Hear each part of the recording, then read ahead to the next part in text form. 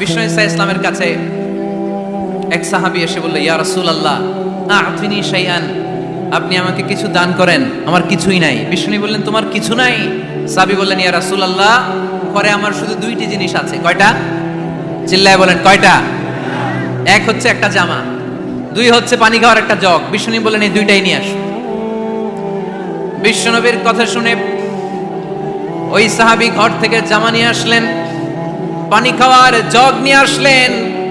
বিশ্বনবী সাল্লাল্লাহু আলাইহি ওয়াসাল্লাম ওনার মোবারক হাত দিয়ে এক হাতে জামা ধরে আরেক হাতে পানির জগটা ধরে সাহাবীদের দিকে উদ্দেশ্য করে বললেন, মাইয়াশতারি হাদাইন, এই দুইটা জিনিস কেনার মতো কে কে আছে দেখি। কয়েকজন হাত তুললো। বিশ্বনবী বললেন, কত দিয়ে কিনবা? এক সাহাবী বলে, ইন্নী আশতারিহিমা বিদিরহাম, ও নবী যদিও এগুলো আমার দরকার নাই, কিন্তু আপনি যেহেতু নিলামে ডাক তুলেছেন, ইয়া রাসূলুল্লাহ ইয়া হাবিবাল্লাহ, আপনার সম্মানে আমি 1 দিরহাম দিয়ে দুইটা জিনিস কিনে নেব। 1 দিরহাম, একটা জামা, একটা পানি খাওয়ার জগ, দাম কত? 1 দিরহাম। বিশ্বনবী বললেন, না না, 1 দিরহাম তো অনেক কম হয়ে যায়, মাইয়াজিদু আলা যালিক, এর চেয়ে বেশি দামে কে কিনবা? আরেক সাহাবী হাত তুলে বলতে লাগলি, ইয়া রাসূলুল্লাহ ইয়া হাবিবাল্লাহ ওয়া ইন্নী আশতারিহিমা বিদিরহামাইন, আমি এই জামাটার পানি খাওয়ার জগটা 1 দিরহাম নয় 2 দিরহামের বিনিময়ে কিনতে চাই। বিষ্ণু ইসা ইসলাম ওই সাহাবাকে দিয়ে দিলেন। দিয়ে 2 দিরহাম নিয়ে, যে লোকটা ভিক্ষা করতে এসেছিল তার হাতে 2 দিরহাম দিয়ে বললেন, যাও 1 দিরহাম দিয়ে ঘরে খাবার কিনে দিয়ে আসো, আরেক দিরহাম দিয়ে একটা কুঠার কিনে নিয়ে আসো। শুনতেছেন? কি কিনে নিয়ে আসো? কুঠার দিয়ে কি করে? গাছ কাটে। ওই সাহাবী কুঠার কিনে নিয়ে আসার পরে বিশ্বনবী নিজ হাতে কুঠারের মধ্যে একটা কাঠের হাতল লাগাই দিলেন। আল্লাহু আকবার! হাতল ছাড়া কুঠার ইউজ করা যাবে? বিশ্বনবী নিজ হাতে ওই কুঠারের ভেতরে একটা হাতল লাগাই দিলেন আর বললেন, লা উরিদু আন আরাকা 15 আইয়াম, এই কুঠার নিয়ে জঙ্গলে যাও, গায়ে অনেক শক্তি আছে, কাঠ কাটো, এই কাঠ কেটে বাজারে বিক্রি করো, সামনের 15 দিন যেন আমি আমার চোখের সামনে তোমার না দেখি। বিশ্বনবীর পরামর্শ অনুযায়ী কুঠার নিয়ে ওই সাহাবী জঙ্গলে চলে গেলেন। কাঠ কেটে বাজারে বিক্রি করতে করতে 15 দিন পরে 10 দিরহাম নিয়ে বিশ্বনবীর দরবারে হাজির হয়ে গেলেন। 10 দিরহাম নিয়ে বিশ্বনবীর কাছে হাজির হয়ে গেলেন। সাহাবী এসে বলল, ইয়া রাসূলুল্লাহ এখন আর আমার ভিক্ষা করা লাগে না, আমার গায়ে অনেক শক্তি আল্লাহ দিয়েছে, আই এম ভেরি এনার্জেটিক, আপনার দেয়া বরকতের কুঠার দিয়ে আমি কাঠ কেটে কেটে স্বাবলম্বী হতে শুরু করেছি। সুবহানাল্লাহ পড়েন। আমি এখন 10 দিরহামের মালিক। বিশ্বনবী বললেন, লা আইয়াহতাতিবা আহাদুকুম হুজমাতান আলা যাহরিহি খায়রুম মিন আইয়াসআলা শাইআন ফায়ু'তিয়াহু আও ইয়ামনাহু, যাদের গায়ে শক্তি আছে তারা ভিক্ষা না করে কাঠ কেটে পিঠে সেই বোঝা নিয়ে বাজারে বিক্রি করা অনেক ভালো, কারণ কারো কাছে যদি তুমি হাত পাতো সে দিতেও পারে, নাও দিতে পারে, আর কষ্ট করলে কষ্ট কোনোদিন বৃথা যায় না। চিল্লায় বলেন ঠিক কিনা? বিষ্ণু ইসা ইসলামের অনুপ্রেরণায় এই সাহাবা অল্প কিছুদিনের ব্যবধানে স্বাবলম্বী হয়ে গেলেন। What is the moral of the story? বিশ্বনবীর এই প্রফেটিক স্টোরি থেকে আমাদের কি শিক্ষা? লেসন নাম্বার 1, বিশ্বনবী চাইলেই ওই 2 দিরহাম দিয়ে বলতে পারতো, যাও খাবার দাবার কিনে ফ্যামিলিতে দিয়ে আসো। সে ওই 2 দিরহাম নিয়ে খাবার দাবার কিনে ফ্যামিলিকে খাইয়ে রাত্রে আবার ভিক্ষায় নামতো। কথা কন, রাত্রে কি করতো? ভিক্ষায় নামতো। বিষ্ণু ইসা ইসলাম তাকে কাজ করে খাওয়ার জন্য উৎসাহ দিলেন। পাশাপাশি বিষ্ণু ইসা ইসলাম পার্মানেন্ট সলিউশন দিলেন। এজন্য পার্মানেন্ট সলিউশনের ব্যবস্থা করতে হবে। অনেকে আমরা যাকাত দেই, যাকাতের শাড়ি দেই, যাকাতের লুঙ্গি দেই, আছে না নাই? লক্ষ্মীপুরে এরকম দেয় নাকি? কি দেয়? হ্যাঁ, গাড়ি, গাড়ি দেয়, শাড়ি না। যাকাতের শাড়ি, যাকাতের লুঙ্গি বলতে কোনো কথা ইসলামে নাই। এগুলো খুব কম দামি শাড়ি, যাদেরকে এগুলো দেয়া হয় তাদেরকে অপমান করা হয়, ঠিক কি না? আল্লাহ বলেছেন, ওয়ালাকাদ কাররামনা বানি আদম, I have dignified the status of the sons of Adam, আমি আদমের সব সন্তানদেরকে সম্মানিত করেছি। সুবহানাল্লাহ পড়েন। আপনাদের চেয়ে সম্মানিত কেউ আছে? মানুষের চেয়ে সম্মানিত গোটা বিশ্বে আর কোনো মাখলুকাত আছে? নাই। এজন্য যাকাতের শাড়ি দেয়া যাবে না, যাকাতের লুঙ্গি দেয়া যাবে না। যাকাতের শাড়ি আপনারা দেখছেন, এটারে একবার ধোয়ার পরে দ্বিতীয়বার পরা যায় না। মশারি কি পাতলা, এর চেয়েও পাতলা। এই জন্য যাকাতের শাড়ি, যাকাতের লুঙ্গি বলতে ইসলামে কোনো পরিভাষা নাই। আপনাকে স্বাবলম্বী করে দেওয়ার চেষ্টা করতে হবে।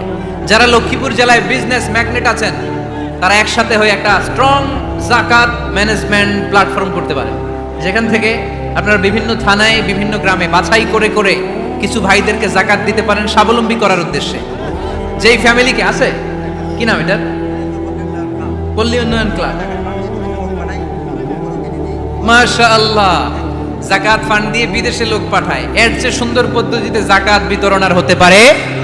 যেই লোকটাকে, যেই ছেলেটাকে বিদেশে পাঠানো হয়েছে, ওই ফ্যামিলিটা আর কোনোদিন যাকাতের শাড়ি নেওয়ার জন্য লাইনে দাঁড়াবে? যেই ছেলেটাকে ওনারা অস্ট্রেলিয়ান গাভী কিনে দিছে, দুধ বিক্রি করে যেই ফ্যামিলিটা স্বাবলম্বী হতে শুরু করেছে, তারা আর কোনোদিন যাকাতের লাইনে যেয়ে দাঁড়াবে না। এজন্য যাকাত দিতে হবে স্বাবলম্বী করার জন্য। ইসলাম আমাদেরকে এটাই শিখিয়েছে, কাজ করে খেতে হবে। কাজে লজ্জা নেই, লজ্জা হচ্ছে অলসতায়। লজ্জা কিসে? আজকের আলোচনা থেকে এটা মুখস্থ করে নিতে হবে, কাজে লজ্জা নেই। লক্ষ্মীপুরের ইয়াংস্টারেরা শ্রমে লজ্জা নেই, পরিশ্রমে লজ্জা নেই, লজ্জা অলসতায়। লজ্জা কিসে? আরো জোরে। নবীরা কি এমনি এমনি বসে বসে খাইছে? কঠিন পরিস্থিতিতেও নবীরা পরিশ্রম করে উপার্জন করা লেগেছে, ঠিক কিনা? সাইয়েদনা মারিয়াম আলাইহিস সালাম, যার নামে আল্লাহ তাআলা কোরআনে একটা সূরা দিলেন, উনি পৃথিবীতে এমন একজন মহিয়সী নারী, যেই নারীর গর্ভে, যেই নারীর পেটের ভেতরে স্বামীর স্পর্শ ছাড়া সন্তান দিয়েছে কে? সাইয়েদনা ঈসা আলাইহিস সালাম পেটে আসলেন। মারিয়াম আলাইহিস সালাম লজ্জা পেলেন, হায় হায়, কেমন করে এলাকাবাসীদের কাছে আমি আমার মুখ দেখাবো? বিয়ে করি নাই, স্বামী নাই, বিয়ে হয় নাই, স্বামী নাই, কিন্তু পেটে সন্তান চলে এসেছে, হায় হায়, এলাকায় কেমনে মুখ দেখাবো? লজ্জায় পড়ে মারিয়াম আলাইহিস সালাম এলাকা থেকে চলে গেলেন। কি অবাক করে কাণ্ড! বাচ্চা ভূমিষ্ঠ হওয়ার জন্য, বড় হওয়ার জন্য 6 মাস 7 মাস লাগে নাই, পেটে বাচ্চা আসার সাথে সাথে বাচ্চাটারে বড় করে দিয়েছে কে? সাইয়েদাতুনা মারিয়াম আলাইহিস সালাম এবার বসে বললেন, বুঝতে আরম্ভ করলেন প্রেগন্যান্সির পেইন উঠেছে। হঠাৎ করে পেট থেকে বাচ্চা ভূমিষ্ঠ হয়ে যাওয়ার পরে উনি কাঁপতে আরম্ভ করলেন। ক্ষুধার চোটে খাবার কিছু নাই, সামনে ঝর্ণা, উপরে একটা খেজুর গাছ। সাইয়েদনা ঈসা আলাইহিস সালামকে কোলে নিয়ে মারিয়াম আলাইহিস সালাম মনে মনে ভাবে, হায় রে, কেউ যদি একটু খেজুর পেড়ে দিত, এই ক্ষুধার মুহূর্তে আমি খেজুর খেয়ে পেটের ক্ষুধা নিবারণ করতাম। রব্বুল আলামিন মারিয়ামকে উদ্দেশ্য করে আয়াত নাজিল করে দিলেন, ওয়া হুজ্জি ইলাইকি বিজিযিন নাখলাতি তুসাকিত আলাইকি রুতাবান জানিয়া। কোরআন সাক্ষী, হুজ্জি ইলাইকি বিজিযিন নাখলা, এর মানে হচ্ছে মারিয়াম, কেউ পেড়ে দিবে না, একটু কষ্ট করে হাতটা উঁচু করে খেজুরের ডালা ধরে ঝাঁকুনি মারো, টষ্ট সে কাঁচা পাকা খেজুর নিচের দিকে পড়বে, তারপর তুমি তুলে খাবে। সুবহানাল্লাহ পড়েন। আল্লাহ চাইলে অটোমেটিক্যালি কারামাত হিসেবে খেজুরগুলো নিচে ফেলতে পারতেন না? কথা কোন? খেজুরগুলো অটোমেটিক্যালি নিচের দিকে পড়ছে? পড়ে নাই। আল্লাহ শিক্ষা দিয়েছে, যেই পরিস্থিতিতে থাকো না কেন, তোমাকে শ্রম ব্যয় করে কষ্ট করে তোমার উপার্জন করতে হবে, রিজিকের বন্দোবস্ত করতে হবে। চিল্লায় বলেন ঠিক কিনা? ইসলাম আমাদেরকে এটাই শিখিয়েছে, কাজে লজ্জা নাই। আবার বিশ্বনবী বললেন, ইন খামাতিস সাআ ওয়া ফি ইয়াদি আহাদিকুম ফাসিলাতুন, তোমাদের কারো হাতে যদি একটা চারা বীজ থাকে, সে যদি দেখে কিয়ামত হতে শুরু করেছে, ফা ইন ইসতাতাআ আইয়াগরিসাহা ক্বাবলা আন তাকুমাস সাআ ফালইয়াগরিসহা, কারো হাতে একটা চারা বীজ নিয়ত করেছে, চারা বীজটা রোপণ করবে, ইন দা মিন টাইম দেখলো কিয়ামত হতে শুরু করেছে, বিশ্বনবী বললেন, যদি তোমার সুযোগ থাকে কিয়ামত হওয়ার আগে চারা বীজটা রোপণ করে দাও। কথা বুঝতে পেরেছেন? আপনার হাতে একটা চারা বীজ, আপনি প্ল্যান করেছেন এই চারা বীজটা রোপণ করবেন, ইন দা মিন টাইম দেখলেন কি হওয়া শুরু হয়েছে? ইদা জুলজিলাতিল আরদু জিলজালাহা, দ্য বিগেস্ট আর্থকোয়েক, ভূমিকম্প শুরু হয়েছে, কিয়ামত হয়ে যাবে। বিশ্বনবী বললেন, কিয়ামত হইতেছে ওদিকে, আর তোমার হাতে যদি চারা বীজ থাকে, দেরি করো না, কিয়ামত তোমার কাছ পর্যন্ত আসার আগে সুযোগ পেলে চারা বীজটা রোপণ করে দাও। ইসলাম শিখিয়েছে শেষ নিঃশ্বাস পর্যন্ত তোমাকে লড়ে যেতে হবে। এই পৃথিবীতে কেউ কাউকে জায়গা করে দেয় না, জায়গা করে নিতে হয়। এই পৃথিবীটা, the life is not a bed of roses, এটা ফুল বিছানো কোনো ফুল সজ্জা নয়, এটা কণ্টকাকীর্ণ। কেউ আপনার স্পেস করে দিবে না, কেউ আপনাকে সুযোগ করে দিবে না, কেউ আপনার জায়গা করে দিবে না, বরং আপনি জায়গা করে নিলে টাইনা নিচে নামাবে। কথা বলেন। এজন্য কখনো অলসতাকে স্থান দেয়া যাবে। রাসূল বাত্তালি দুক্কানু শয়তান, অলস মস্তিষ্ক শয়তানের আড্ডা। অলস যদি কেউ থাকে, এটারে টেনে বেঁধে কাজে নামাবেন, পারা যাবে? আলহামদুলিল্লাহ লক্ষ্মীপুরে এরকম অলস ছেলে পেলে নাই, আছে। আমরা আজকে অলসতাকে নো বলে যাবো এই মাহফিল থেকে। অলসতাকে আমরা কি বলবো? আওয়াজ করে বলতে হবে, অলসতাকে কি বলবো আমরা? মুমিনের জীবনে কোনো অলসতা নাই। অলস হয় মুনাফিকরা। অলস হয় কারা? চিল্লায় বলতে হবে। মুমিনরা অলস হয়। অলস হয় কারা? এজন্য কোরআনে আল্লাহ একথাও বলে দিলেন, ওয়াইদা কামু ইলাস সালাতি কামু কুসালা ইউরাউনান নাসা ওয়ালা ইয়াযকুরুনাল্লাহা ইল্লা কালিলা। সুবহানাল্লাহ পড়েন। মুনাফিকরা যখন মানুষকে দেখানোর জন্য নামাজে যায়, ওই নামাজে তাদের ইখলাস নাই, ওই নামাজের ভেতরে তাদের কোনো খুশু খুদু নাই, ওই নামাজের ভেতরে আছে শুধু অলসতা। ওই নামাজে কি আছে? কিন্তু আমরা যখন নামাজে যাই আমাদের অলসতা আছে? আমরা নামাজ পড়লে আমাদের হৃদয়টারে সজীব করে দেয় কে? আমরা উযু করলে আমাদের মনটাকে চাঙ্গা করে দেয় কে? আমরা মসজিদে ঢুকলে হৃদয়টাকে প্রাণবন্ত করে দেয় কে? মুমিন তো নামাজে গেলে চাঙ্গা হয়, মুমিন উযু করলে চাঙ্গা হয়। বিষ্ণু ঈসা ইসলাম বললেন, ইয়াকিদু শাইতানু আলা কাফিয়াতি রাসি আহাদিকুম ইদা নাম। খেয়াল করে শুনবেন লক্ষ্মীপুরের ভাইয়েরা, চমৎকার একটা হাদিস।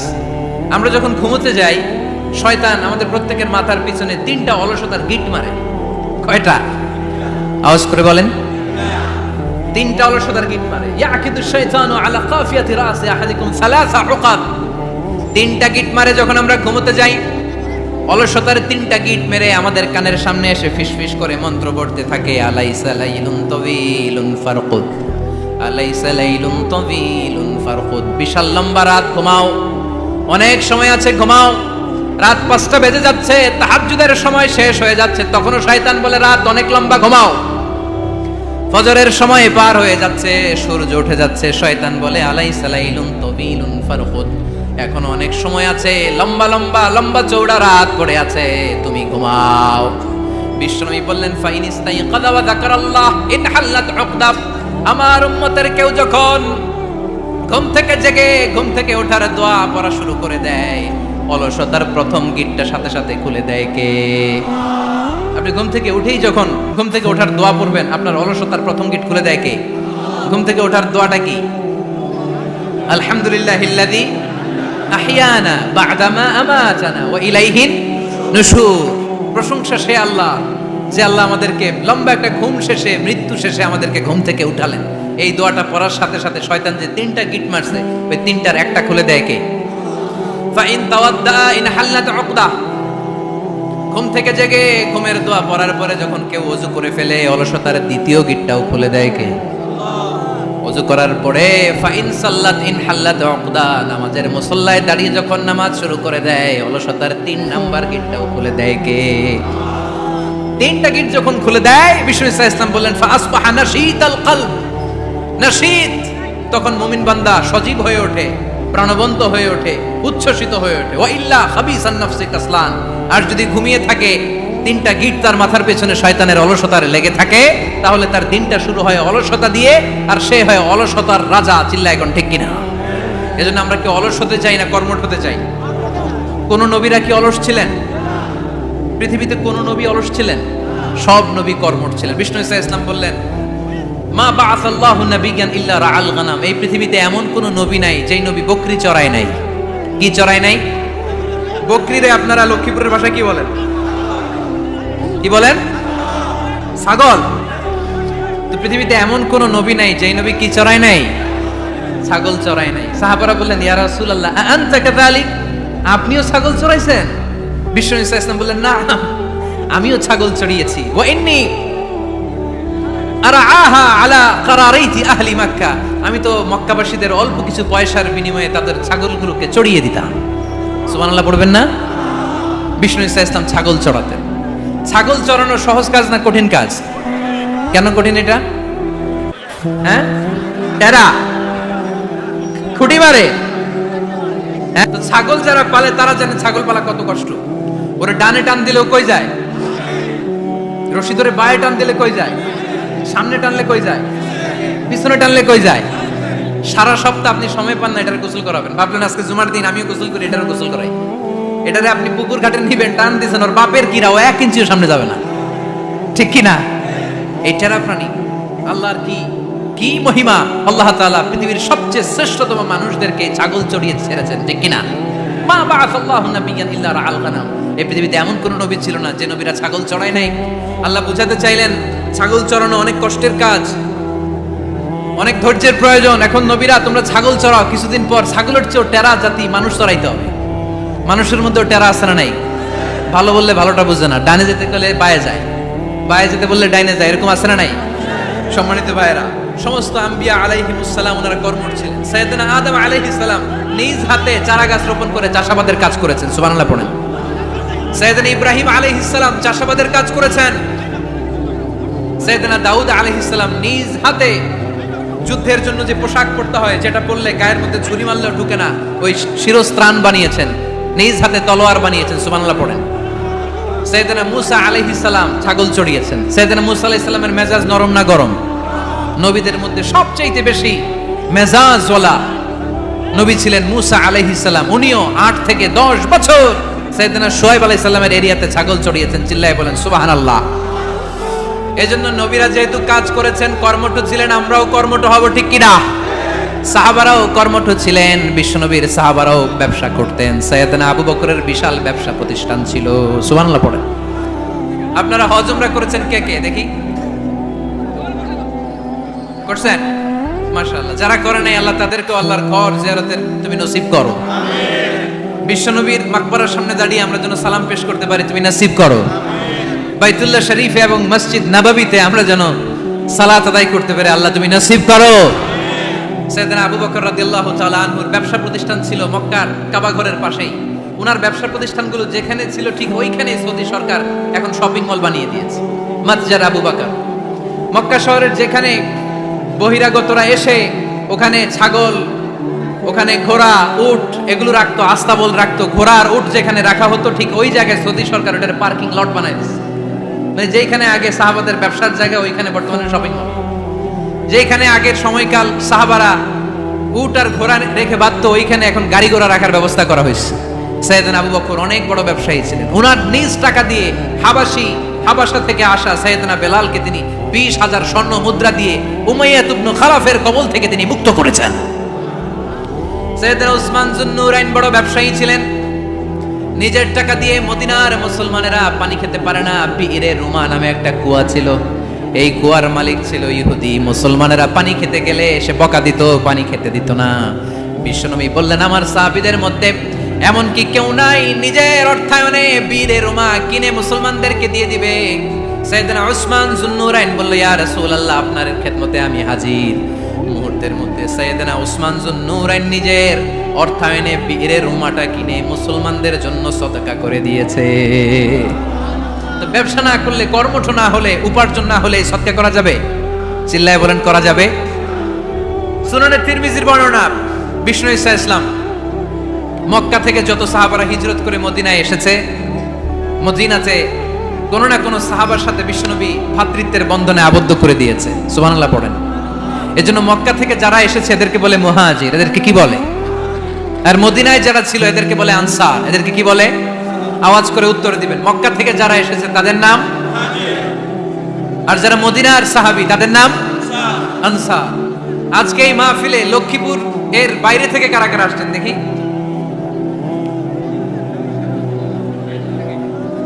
মাশাআল্লাহ, মাশাআল্লাহ, অনেক আসছে। আল্লাহ ভাইদেরকে তুমি কবুল করো, হাত নামান। এই যে লক্ষ্মীপুরের বাইরে থেকে যে ভাইরা আসছে তারা লক্ষ্মীপুরের মেহমান, ঠিক কিনা? মক্কা থেকে হিজরত করে যে সমস্ত সাহাবারা এসেছিল তারা ছিল মদিনার মেহমান। বিশ্বনবী এক এক মক্কার সাহাবীকে মদিনার এক এক সাহাবীর সাথে ভ্রাতৃত্বের বন্ধনে আবদ্ধ করে দিলেন। আব্দুর রহমান ইবনে আউফ রাদিয়াল্লাহু তাআলা আনহু, ওনার সাথে ভ্রাতৃত্বের বন্ধনে যে সাহাবীকে বিশ্বনবী আবদ্ধ করে দিলেন ওনার নাম হচ্ছে সাআদ ইবনে রাবিয়া। কি নাম?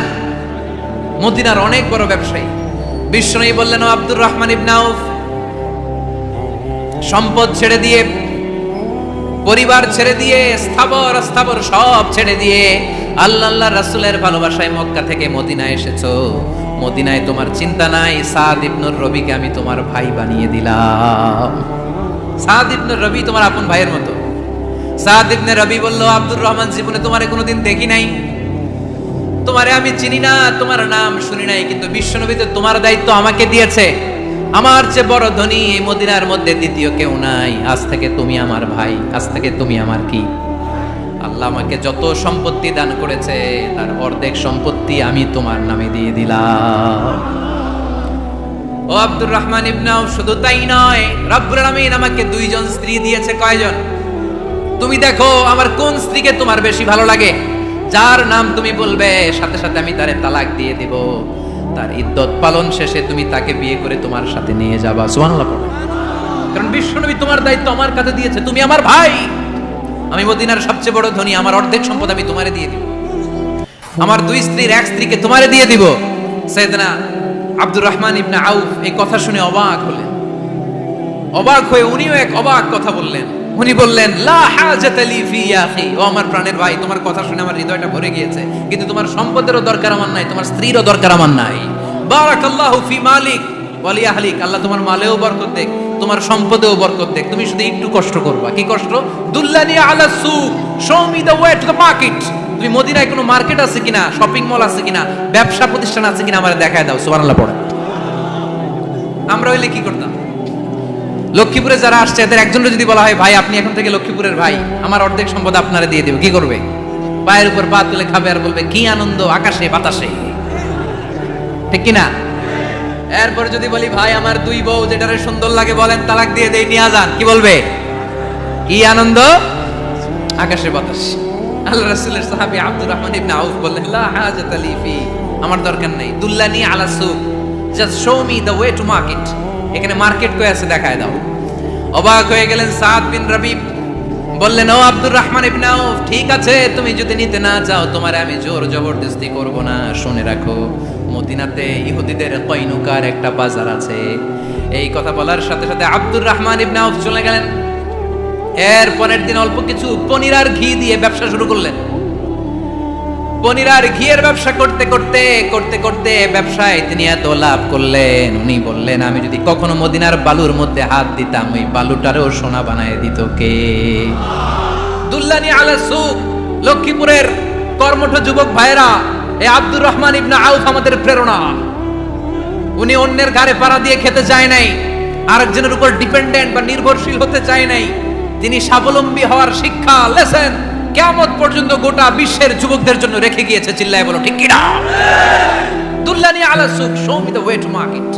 মার্কেট কোথায় দেখাও। পনির আর ঘি নিয়ে ব্যবসা করতে করতে কয়েক মাসের ব্যবধানে ইতিহাস সাক্ষী সাইয়েদনা আব্দুর রহমান ইবনে আউফ মদিনার বিশাল বড় বিজনেস ম্যাগনেটে পরিণত হয়ে গেলেন। চিল্লায় পড়েন আল্লাহু আকবার। এজন্য ব্যবসার ভিতরে বরকত ঢুকিয়ে দিয়েছে কে? বিষ্ণু বললেন, আত-তাজির আস-সাদুকাল আমিন মা'আন নাবিয়্যিন ওয়াস-সিদ্দীকিন ওয়াশ-শুহাদা'i ওয়াস-সালিহিন। আমানতদার ব্যবসায়ী তারা সাধারণ কোনো মানুষ নয়, কিয়ামতের দিন নবীদের সাথে হাসর হয়ে যাবে। আপনারা যারা ব্যবসা করেন, এটা সাধারণ বিষয় নয়। বিষ্ণু ইসলাম নিজেও ব্যবসায়ী ছিলেন। ওনার জীবনের প্রথমে তিনি খাদিজা রাদিয়াল্লাহু তাআলা আনহার ব্যবসার স্টাফ হয়ে কাজ শুরু করেছেন, এরপর নিজে ব্যবসা শুরু করেছেন। এরপরে খাদিজাতুল কুবরা রাদিয়াল্লাহু তাআলা আনহা সব সম্পত্তি বিয়ের পরে বিশ্বনবীর পায়ের সামনে ঢেলে দিয়েছেন।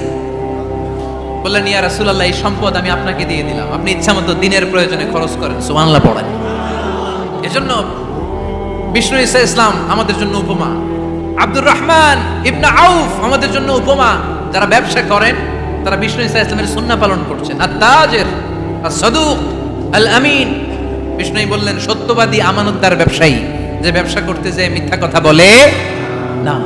অনেক ব্যবসায়ীরা আছে পণ্য চালানোর জন্য মিথ্যা কথা বলে আর কসম কাটে, আছে না নাই? আহা, এমনটা করা যাবে? সকালবেলা স্ত্রীরে বলে, এই গরুগুলা বিক্রি করবো, তুই একটা দাম কত কমো? স্ত্রীরে শিখাই দিচ্ছে, এই গরুর দাম তুই 40,000। তো বউ বলে, ঠিক আছে দাম কইলাম 40,000। তো এরপরে বাজারে যখন গরু বিক্রি করতে যায়, একজন যখন বলে যে ভাই এটা 30,000 টাকা দিয়ে কিনবো, কয় ভাই আল্লাহর কসম সকালে একজন 40,000 দাম কইছে, আমি দেই নাই। আছে না নাই? কৌশল করে। বউরে শিখাইছে সকালে, কই তুই দাম কর 40,000। তো বাজারে যে সকালে একজন দাম করছে, দাম করে কইছে 40,000 দেই নাই, আপনারা 30,000 কেমনে দেই? এরকম ডাকাইত আছে না নাই? আলহামদুলিল্লাহ লক্ষ্মীপুরে এরকম লোকজন নাই। আরে নাই, আমি কই নাই, এরা কই আছে। লক্ষ্মীপুরের মানুষ খুব ধার্মিক, আমি জানি। লক্ষ্মীপুর, নোয়াখালী, ফেনী এই বেল্টের লোকজন খুব আল্লাহওয়ালা। এদের মধ্যে আল্লাহওয়ালার সংখ্যা বেশি, এখানে আলেম ওলামা বেশি। এখানে মসজিদ মাদ্রাসা বেশি, এই জন্য এই জেলাগুলোতে আল্লাহর রহমতও বেশি। আল্লাহ তুমি এই জেলার ছেলেপেলাদেরকে, এই জেলার লোকদেরকে তুমি কবুল করো, মা বোনদেরকে তুমি কবুল করো। সম্মানিত ভাইয়েরা, এজন্য আজকের মাহফিল থেকে আমরা যেটা শিখলাম সেটা হচ্ছে পরিশ্রমে কোনো লজ্জা আছে? আমরা কাজ করে খাবো, ঠিক কিনা? Never underestimate any job. যুবক ভাইয়েরা, লক্ষ্মীপুরের যুবক ছেলেরা শুনতেছ? এরকম আওয়াজ করতে হবে, কান খাড়া করে শোনো। Never underestimate any job. কোন চাকরিকে ছোট করে দেখা যাবে, whether it small or big, you don't care. এটার কেয়ার করা যাবে না। ছোট্ট চাকরি পাইলে ঢুকে যাবা, বড় অফার আসলে পরে ঢুকবা। এটা ছোট কাজ, এটা হোটেলের ওয়েটার, এটা ছোট্ট স্টাফ, এটা কেরানি না। কাজ কাজই, কাজের মধ্যে কোনো ছোট বড় নাই।